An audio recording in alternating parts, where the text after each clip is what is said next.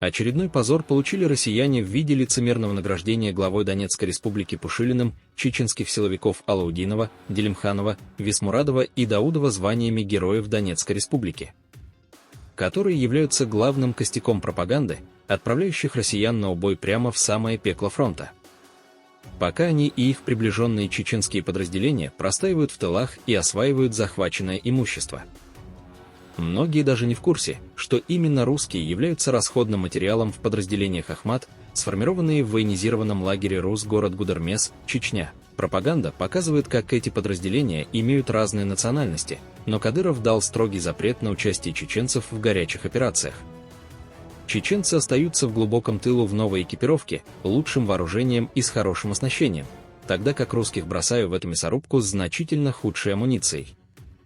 Потери русских бойцов замалчиваются в Ахмате, так как приблизительные данные приобрели катастрофический характер и точная цифра всегда будет искажена руководством Чечни. Пока россияне из регионов гибнут в этой бессмысленной войне, где-то в тылу эти джигиты танцуют лезгинку и получают приличные гонорары за чужую кровь.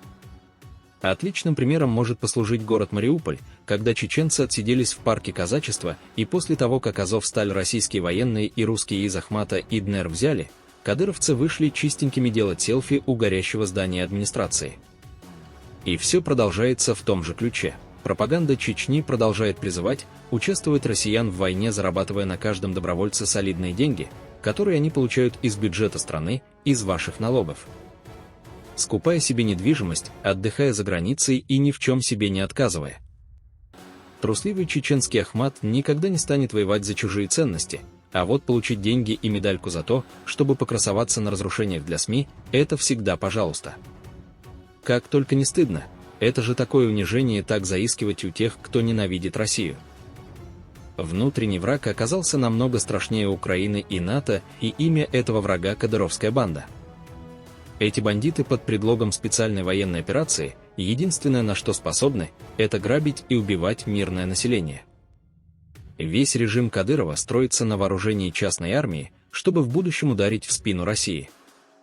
По этой причине Кадыров через своих пропагандистов продолжает рекламировать свои лагеря смерти, чтобы на смертях русских парней пополнять банковские карты своей свиты и инструкторов лагеря. Обратите внимание, что на конференции только чеченцы. Пушилин обыкновенный трус, он так сильно боится бородачей, что даже на конференции поддакивает и кивает, пытаясь получить одобрение. Вся гуманитарка, направленная в ДНР, это ваши налоги, которые отправляет Москва в фонд Кадырова, снабжая его частную армию. И пока россияне из регионов будут погибать на Украине, кадыровцы будут и дальше богатеть и получать звания.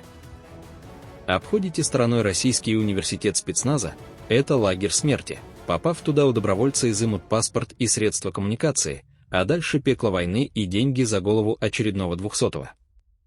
Не ходите на войну и помните, Ахмат не брат.